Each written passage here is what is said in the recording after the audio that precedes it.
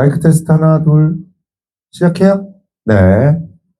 자, 여기에서 동서양 사상가들의 행복 찾아내기예요.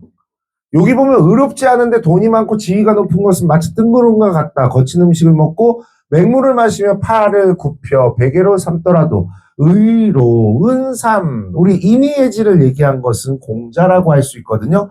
의로운 삶. 그 삶 속에 있다. 공자라고 할 수 있고요. 그 다음에 2번을 보시면 제가 항상 얘기하잖아요. 행복의 조건. 중용, 용기, 덕. 그렇죠. 아리스토텔레스죠.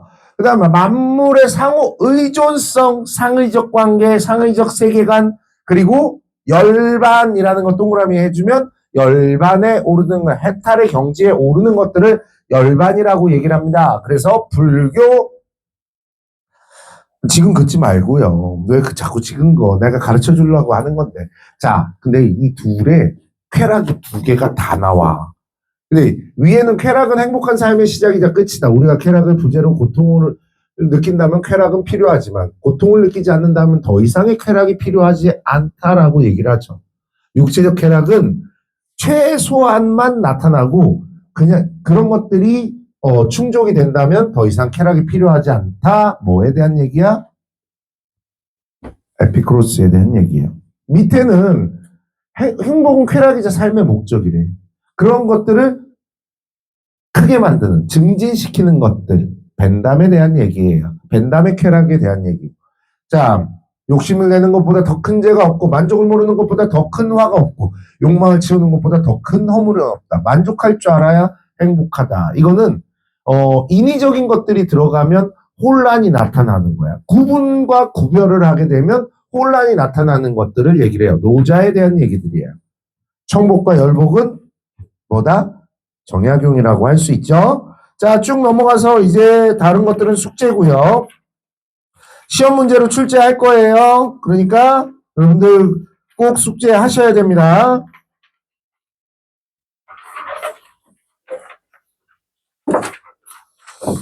자, 몇 쪽이냐면요. 88쪽입니다. 자, 행복을 실현하기 위한 조건 4가지가 나오고 있어요. 4가지가 나올 건데 제일 처음 나오는 것이 질 높은 정주 환경. 이 정주라고 하면 제 동생 이름이라고 얘기했죠. 예, 우리가 살아가는 주변 환경을 우리는 정주 환경이라고 얘기를 해요. 사는 곳들을 얘기를 하는 거거든요. 주거지라고 하는 건데 주변 환경을 우리는 정주라고 합니다. 질 높은 정주 환경의 필요성. 우리가 살아가는데 생존의 위협을 받지 않고 쾌적하고 인간다운 삶을 살게 되는데 물도 되게 중요하다고 얘기할 수 있겠죠. 올해 가뭄이 들었어요. 어디에? 강릉에, 올해가 아니죠. 작년에 강릉에 심각한 가뭄이 들었었어요. 그래서 물을 쓸 수 없었어. 그래서 사람들이 엄청 불편해했었어요. 그리고 공기도 마찬가지겠죠. 저번 주에 그 황사, 스모그 뭐 이런 것들 미세먼지가 너무 많아갖고 저번 주 금요일이었던 것 같아요. 제가 잠깐 밖에 나갔는데 감기가 걸린 거예요. 그래갖고 죽을 뻔했어요. 저 감기가 와갖고 지금은 약을 막 때려 넣거든요. 어떻게든 빨리 나으려고 그저께는 수액 맞고 갔어요. 학원에. 어쨌든 그런 것들 자연환경도 중요해요. 그 다음에 인문환경도 여러분들 부모님들이 왜 이 동네로 이사 왔을까? 여러분들 이 동네 살지 않아요? 이 동네 살 거잖아. 왜 이사 왔을까? 학군지가 좋으니까. 그렇게 교육 서비스가 좋으니까 올 거 아니야. 이런 학군지가 좋으면 좋을수록 땅값이 비싸지는 거 아시죠? 또 뷰. 우리 리버뷰, 한강변에 뷰에 따라서 3억 정도 차이가 난대요. 한강변에 있거나 안쪽에 있거나 그게 3억이 차이가 난대요. 아니 요즘은 억이 그냥 개나 소나 다 가지고 있는 게 억인가 봐. 근데 왜 나는 없어? 그런가 봐요. 자, 그 다음 치안 서비스. 우리나라 같은 경우에 치안, 세계 어느 한 곳은 있다. 에스파냐. 24시간 동안 놀 수 있는 공간이 있다는 거, 치안이 된다는 거, 대단한 거야. 우리 형이 스위스에 있었어서 스위스에 가봤거든? 7시면 가로등도 반이 꺼져. 사람들이 다니질 않아. 불이 켜져 있는 이렇게 밝은 곳은 사람들이 디너 파티를 하는 곳밖에 없어. 전부 다 차 타고 이동하고. 미국 같은 경우에는 제가 보스턴을 놀러 가봤거든요. 보스턴에 갔는데 와, 하버드대가 보스턴에 있어요. 보스턴에서 2.5km 바깥쪽으로 나가니까 슬럼. 엄청 무서워. 막 이따만한 흑인이 햄버거를 막 먹고 있는데 막 이렇게 먹는 거야. 그래서 창문을 쳐다보면서 좀 눈살을 찌푸렸거든요. 분명히 가이드가 그랬거든. 창문 쳐다보고 이상한 표정 지으면 큰일 난다고. 근데 나도 모르게 그랬어. 그랬더니 얘가 벌떡 일어났는데 한 192m, 190 넘는 것 같아. 등치 이따만한데 버스를 빵 치는 거야. 그 버스 갔어. 다행이었지. 엄청 무서워. 그 다음에 화장실. 우리나라 화장실의 나라야. 우리나라 화장실 엄청 깨끗한 거야. 내가 대학생 때 중국이 개방이 되면서, 요즘 중국은 모르겠는데 중국이 개방되면서 화장실을 이제 여행을 갔을 거고 만리장성 봐야 되니까 천안문도 봐야 되고 화장실을 갔는데 화장실이 어떤 줄 알아? 남자 화장실은 이렇게 서서 놓는 이런 변기가 있잖아요. 근데 거기는 그런 게 없어. 어떻게 표현을 해야 되지? 요만큼 턱이 있고 여기에 이렇게 구멍이 있어. 이렇게. 그리고 벽이 있어. 칸막이 같은 거 없어. 그냥 소변을 보는 거야. 대변이 앞건이었어요. 대변은 이게 이렇게 쭉 칸막이가 있는데 여기까지밖에 없어. 얼굴이 다 나와. 얼굴이 다 나와. 더 무서운 거 얘기해 줄까? 가운데 이렇게 뚫려져 있을 거 아니야. 푸세식으로 뚫려져 있는데 요 칸막이가 없어. 이렇게 열고 들어가면 그냥 일렬로 쭉 다 터져 있다고. 앞사람 엉덩이 보면서 똥을 넣어야 된다고. 그런 데도 있었고, 내가 러시아 갔을 때 더 놀랬잖아. 와, 너무 급했어. 너무 급해서 가려고 그랬더니 돈을 내래. 8,000원을 내래. 화장실 쓰는데 이 새끼들 똥 갖고 장난치냐? 막 이렇게 생각을 했어. 급하니까 돈을 내고 들어갔는데 쏙 들어갔어. 엄청 더러워. 그러니까 우리가 생각하는 제일 더러운 화장실이 8,000원짜리 화장실이야. 밖에서 화장실을 가면 안 돼. 내가 간 게 편협적인 부분일 수 있겠지만 우리나라처럼 화장실 좋은 데가 없어. 화장실 공화국인 것 같아. 자, 그럼 우리 시험 문제 나오는 거 한번 봅시다. 시험 문제 나오는 거 뭐냐면 택리지 하트 뿅뿅 하고 갈게요. 택리지 하트 뿅뿅 하고 갑니다. 자, 택리지. 조선 후기의 실학자였던 이중환이 쓴 택리지에 대한 소개를 할게요. 택리지는 총 4부로 구성되어 있어요. 총론, 복고총론, 3인총론, 팔도총론, 이렇게 구성이 되어 있고요. 이중환의 택리지에서 제일 중요한 거는 복고총론에 나와 있는 가, 거, 지의 조건이 가장 중요합니다. 택리, 우리가 사는 곳을 선택한다는 거야. 어떻게 선택할 건데 가, 거, 지, 거지 아니겠지. 거주 가능한 지역. 그러니까 이거를 다른 말로 바꾸면 사람이 살만한 곳, 한 곳을 우리는 가, 거, 지라고 얘기를 합니다. 이 가거지에는 4가지 조건이 있는데 시험 문제에서 가장 많이 틀리는 부분이 지리를 생리와 구분할 수 있는가가 시험 문제에서 가장 많이 틀리는 부분들이야. 지리라고 얘기하면 얘는 풍수지리학적 명당을 우리는 지리라고 얘기를 해요. 풍수지리학적 명당을 지리라고 얘기를 합니다. 여러분들 그 집터를 잡거나 또는 무덤터를 잡거나 또는 궁궐터를 잡을 때 이 풍수지리를 많이 사용을 하겠죠. 조선에 이성계가 도읍을 정하고 성을 지으려고 했어. 경복궁을 지을 거야. 지으려고 했는데 풍수지리학적 명당을 선택을 하고 싶었어. 그래서 세 군데를 선택을 해요. 세 군데를 무학대사라는 분이 이 선택을 하게 됩니다. 첫 번째가 지금 연대 자리야. 두 번째가 지금 경복궁이 있는 자리야. 세 번째가 동대문 옆에 왕십리 청계천 앞이야. 그래서 이성계가 선택한 곳은 어디냐면 왕십리야. 그런데 무학대사가 이곳은 터가 쓰레기터래. 쓰레기터라는 게 쓰레기가 많이 나올 수밖에 없는 터라고 얘기를 하더라고. 나중 보면 거기에 오물이 조선시대 보면 똥물을 버리는 데가 거기야. 그곳에서 십리를 더 간 지금의 경복궁 터가 가장 좋은 자리고 500년간 왕조를 이어나갈 수 있는 자리라고 말을 했습니다. 그래서 왕십리가 왕이 십리를 이동했다라고 해서 왕십리가 된 거예요. 네.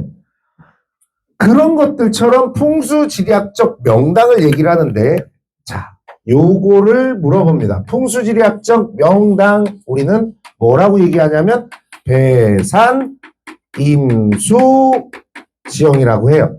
청동기 문화 배울 때 우리 배산, 임수 지역의 구릉지방에 우리가 살아갔다라고 배웠을 거예요. 배산, 임수가 뭐라고요? 등 뒤에 산이 있고, 등 뒤에 산. 가까운 곳에 물. 이런 것들이 있는 게 배산, 임수라고 할 수 있죠. 여러분들 이런 거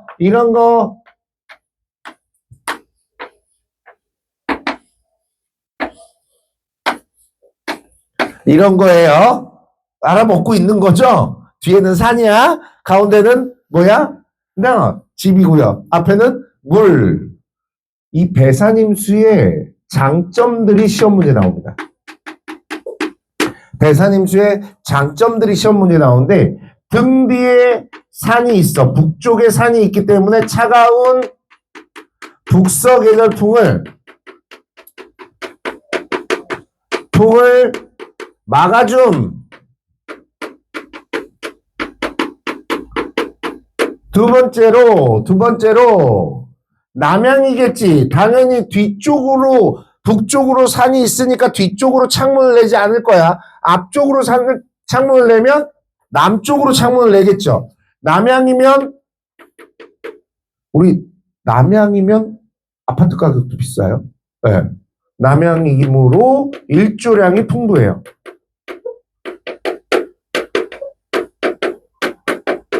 세 번째, 이 시대의 난방 방법은 온돌, 땔감이 필요하죠. 그래서 땔감 확보에 유리합니다. 네 번째로 가까운 데 물이 있기 때문에 용수 획득에 유리합니다. 다섯 번째로 산과 물이 이렇게 둘러싸고 있으니까 외적 방어에 유리하다. 하지만 오답으로 나오는 게 이런 거야. 오답 나오는 거 한번 써볼게요. 얘네는 외적 방어에 유리하지. 그러면 그 얘기를 다른 말로 하면 교통이 편리하다? 맞겠어? 교통이 편리하다? 틀리는 얘기지. 다 막혀져 있는데 어떻게 교통이 편리할 수 있어? 오답으로 나온다고 이게. 그럴듯하잖아. 다 좋은 점을 얘기하는데 좋은 점이 나오니까 그럴듯해서 틀릴 수가 있어요. 화이팅! 화이팅! 사탕 주세요. 사탕 먹고 힘내자. 자, 그래서 우리 이 친구. 자, 그래서 우리는 풍수지리학적 명당을 지리라고 하는데 생리랑 구분을 지어야 돼. 생리는 뭐냐면 생업에 편리한 곳이야. 다시 말해서 경제적 이익이 있을 수 있는 곳, 먹고 살만한 곳이라고 할 수 있어. 경제적 이익이 있는 곳이라고 할 수 있어요. 교통이 발달하여 사람이 모여들고 이런 말이 나오면 착각할 수 있다. 뭘로? 지리로 착각할 수도 있어. 지리로 착각한다는 얘기가 뭐냐? 지리는 풍수지리학적 명당이지 도로가 발달하였다 이런 말들이 지리가 아니라는 얘기야. 이 풍수지리 꼭 보셔야 되고 그 다음 산수 여기는 경치가 좋은 곳들을 얘기를 하는 것이고 경치가 좋은 곳을 얘기하는 것이고 그리고 인심이라는 것이 있는데 자 인심은 사람들의 마음을 얘기를 하겠죠. 근데 이 당시에 이 이중환도 붕당을 하고 있었단 말이야. 남인 계열이란 말이야. 이 사람이 실학자들이 거의 남인 계열이거든. 근데 이 사람들이 생각하는 인심이 좋은 곳이라고 얘기하면 우리 동인과 서인이 왜 나눠졌어요? 동쪽에 서울의 동쪽에 살아서 동인이야. 서울의 서쪽에 모여 살아서 서인이야. 같은 동네에 같은 당파가 살아야 인심이 좋겠지. 다른 당파가 살아. 어떻게? 싸울래요? 네. 재미없어. 다들. 자, 그래서 여기는 이렇게 나오면 난이도가 높아져요. 당색이 같은 곳. 그치? 사람들의 마음씨가 좋다라고 표현이 돼요. 되겠어? 할 수 있겠어? 자, 그래서 이중안에 이런 것들, 과거제 조건들 볼 수 있어야 합니다. 자, 그 다음 이제 경제적 안정 살펴볼 거예요. 경제적 안정은 기본적인 생계를 유지하고 자신의 필요를 충족하기 위한 빨리 써야지. 빨리 써. 다 썼어? 지워도 될까? 빨리 써. 써요. 이거 써야 돼요. 이거 시험 문제 나와요. 이중한 택리지. 다 썼어. 써요, 빨리. 무슨 얘기를 해줄까? 저번 주에 친일파 얘기해줬죠? 많이도 해줬네. 아내 만난 썰도 하고. 오늘은, 군대에서 토끼 키운 썰 해줄까요? 군대에서 토끼 키운 썰? 제가요, 병장 때 이 날씨에 혹한기 훈련을 가요. 텐트가 바닥이 없어. 이것만 있어. 그리고 텐트가 지퍼가 아니라 똑딱이야. 바람이 솔솔 들어와. 그래서 고기를 나뭇잎으로 이렇게 만든 다음에 침낭을 둘이서 거기에 들어가서 자거든요. 엄청 추워. 어떡해. 가야 되는 친구도 어떡해. 근데 그날 제가 저는 할 줄을 모르는데 그 찝차에 포가 달린 106mm 무반동총이라는 것들을 타고 있었어. 절벽 위에서 탱크를 잡는 거거든요. 근데 운전병이 2등병이었거든? 갑자기 급출발을 하셨어. 그래서 내가 찝차에서 떨어지면 땅바닥으로 그냥 떨어졌으면 안 다쳤을 텐데 떨어진 곳이 절벽이었어. 한 10m 되나? 이렇게 떨어지는데 인생의 파노라마, 20살의 파노라마가 쫙 지나가. 진짜로 죽을 것 같으면 진짜 확 이렇게 지나가는데 번뜩 정신이 드는 게 뭐냐면 이렇게 머리로 떨어지고 있었을 거 아니야. 근데 이렇게 떨어지면 백발백중 죽을 것 같더라고. 그래서 다이빙 선수들이 몸을 이렇게 굽히면 돌잖아. 그래서 다리를 당겨봤다? 그때 돌더라? 이렇게 돌다가 이렇게 돌더라? 그래서 떨어져서 착지를 딱 했어. 근데 내가 인생에서 그렇게 아파본 적이 없어. 무릎을 인두로 지지는 느낌이었어. 그리고 기절했어. 눈 떠보니까 앰뷸런스야. 그 앰뷸런스 타고 국군병원으로 갔어. 바로 응급수술을 들어갔어. 근데 군대에서 소령은 엄청 높다? 원래 대위가 수술하는데 이게 큰일이 났으니까 소령 아저씨가 들어와서 수술을 시작을 한대. 근데 전신 마취를 못 시키고 하반신 마취만 시킨 거야. 정신이 들어있어. 하반신만 무릎을 수술해야 되니까. 예. 정아 이렇게 부르더라고. 그래서 내가 관등 성명을 그 수술실에서 상병! 장! 그랬더니 조용히 안 해? 수술실에서 누가 큰 소리로 관등 성명을 대냐고. 알겠습니다. 조용히 하라고. 그래서 수술 시작한다. 근데 이게 스크린이 이렇게 쳐져 있어. 안 보이게. 근데 웃긴 건 뭐냐면 요게 내 머리 맡에 그게 있어. 이게 뭐야? TV가 있어. 수술하는 장면이 나오는 TV가 있어. 이걸 뭐 하려고 가려 그러면. 근데 삭 소리가 나. 내 연골을 자르는 거야. 그리고 연골의 80%가 없어요, 양쪽에. 그 다쳐갖고. 난 군대에서 참, 이 연골을 바치고 나왔는데, 안 가는 게 좋아? 군대? 그리고 이제, 한 달 동안 기부스를 하고 있었어. 기부스를 하고 있는데 너무 답답하잖아. 그래서 이제 기부스 풀자마자 걷지는 못해. 기부스 풀자마자 휠체어를 타고 밖에를 나갔어. 램프 내려가다가 벽에 처박아갖고 다시 수술 한 번 하고 겨우 이렇게 내려갔는데 그 동물원 가면 새장 같은 거 있잖아. 이렇게 철로 되어 있는 거기를 갔는데 너무 지저분한데 토끼가 있어. 근데 이 토끼의 신세와 내 신세가 너무 비슷하더라고. 불쌍하더라고. 그래서 휠체어에서 이 민들레 잘 먹거든요, 토끼가. 그래서 민들레 꺾어서 이렇게 주고 있는데 저쪽에 뭐가 번쩍거리는 별 하나가 보이는 거야. 우리는 또 제가 의장대 출신이라 이게 또 목소리도 크고 경례도 되게 크게 하거든요. 그래서 내가 그냥 본능적으로 상! 그랬더니 그분이 다가와 나한테. 혼자가 아니고 부관들이 이렇게 오면서 다가오는 거야. 그래서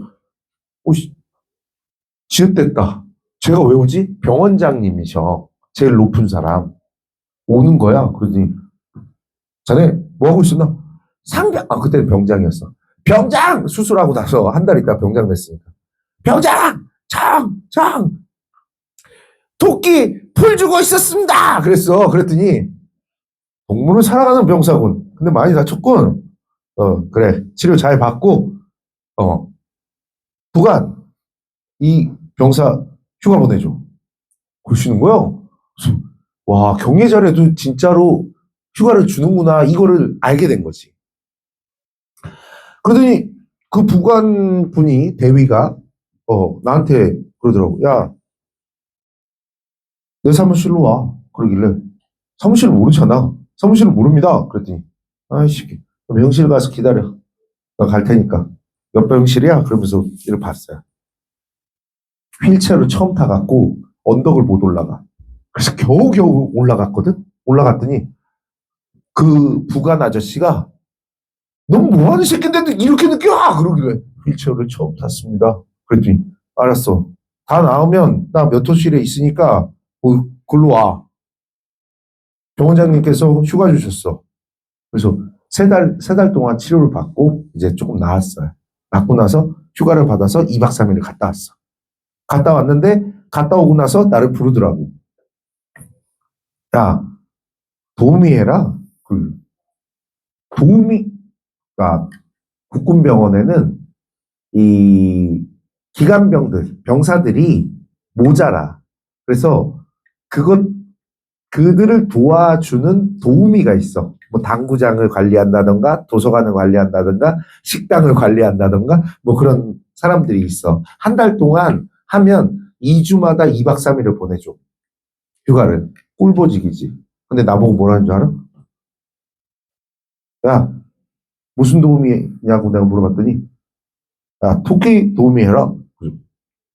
네?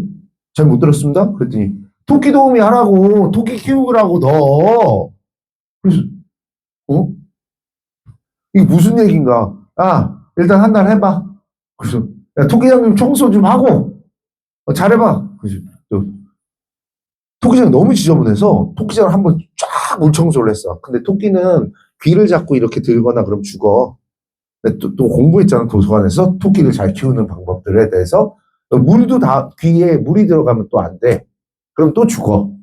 그래서 물을 조심해야 돼서 토끼 다 몰아놓고 물 청소를 싹 다 했어. 깨끗해졌어. 이것들이 그랬더니 번식을 하네.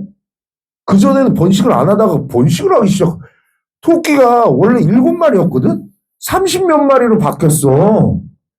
그 요만한 게 진짜 인형 뽑기에서 나온 인형 같은 애들을 내가 들고 병실에 갔더니 원래 간호장교랑 그 소위 바로 인간한 간호장교랑 얘기하면 안 되거든? 나랑 나이가 비슷해서 눈 맞는다고?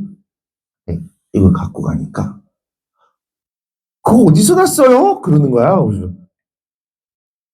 토끼장에서 갖고 왔습니다. 그랬더니 뭐 토끼장이 있어요? 그러면 네, 제가 토끼도우미입니다. 그랬더니 토끼도우미도 있어요? 막 그러면서 만져봐도 돼요? 다른 애들도 있어요? 그래. 네, 갖다 드리겠습니다. 그러면서 이제 말을 텄지. 그리고 번호를 땄지.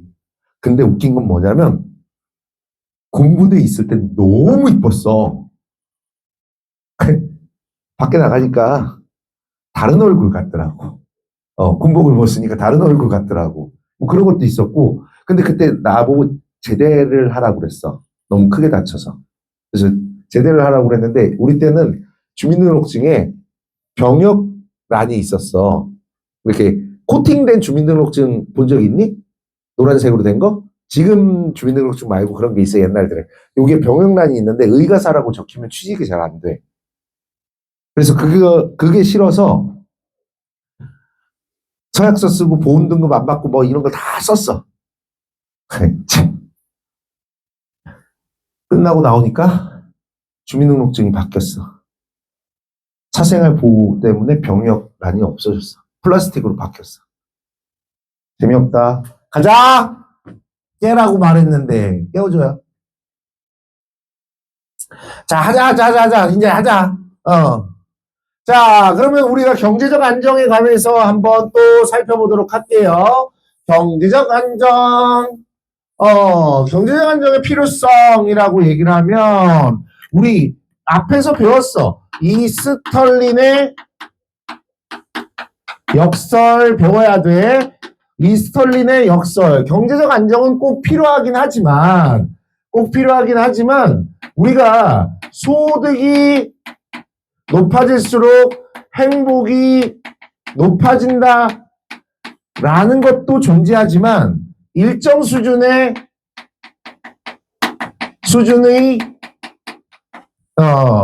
소득이 나타나면 만족감이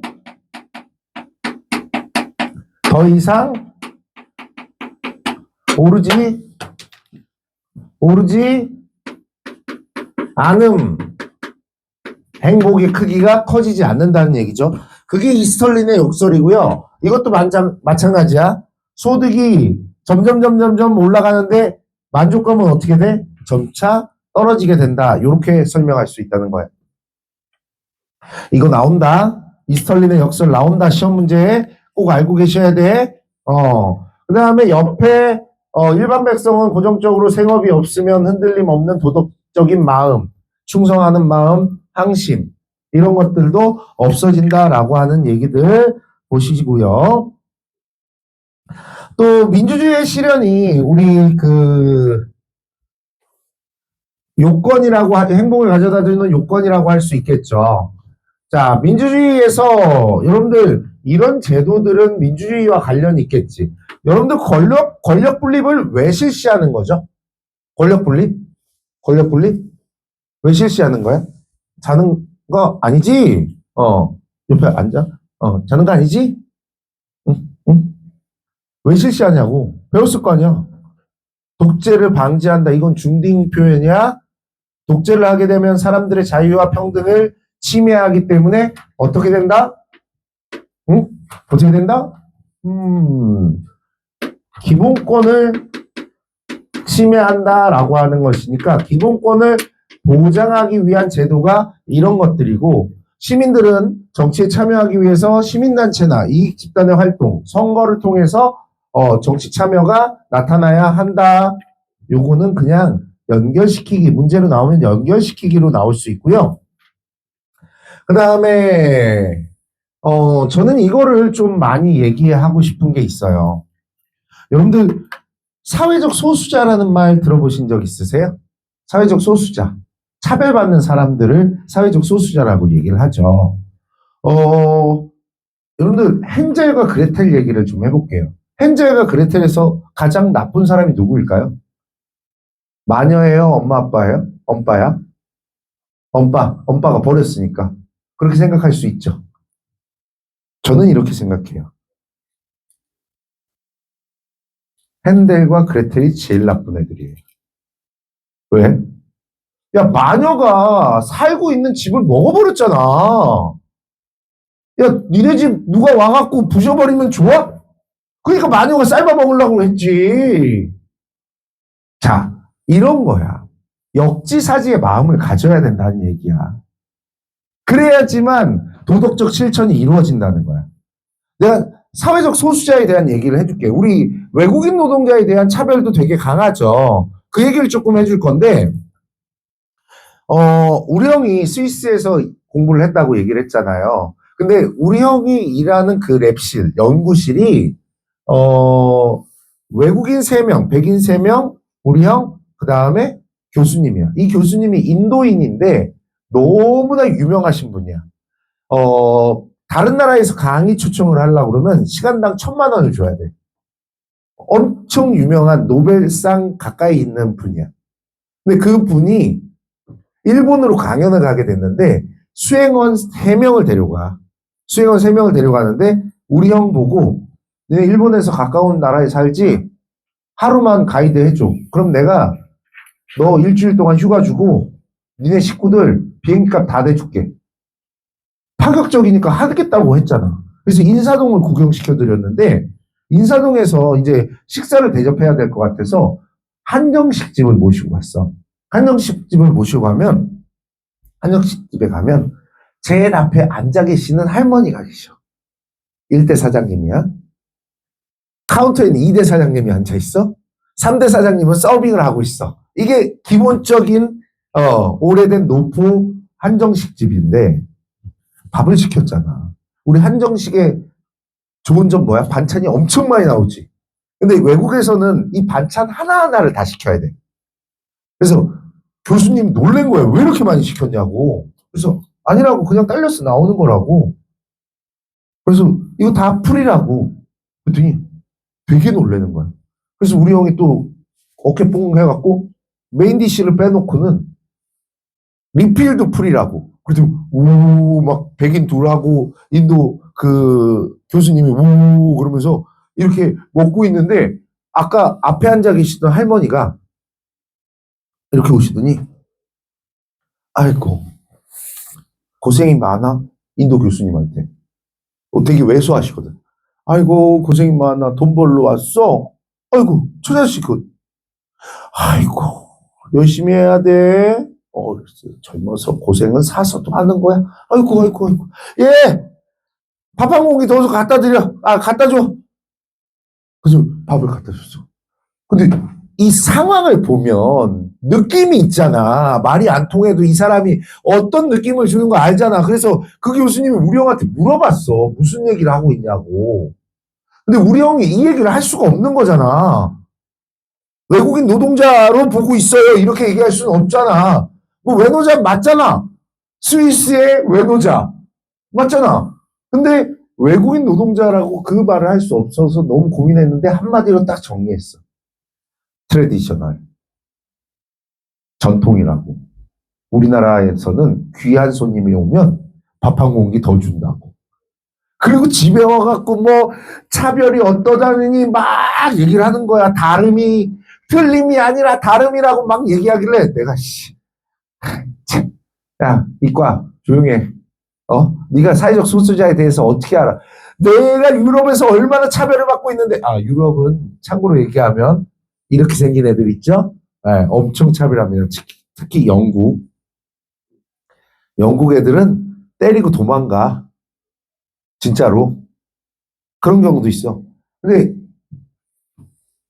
막 그 차별을 막 얘기를 하길래, 너 그러면 사회적 소수자가 뭐라고 생각하는데?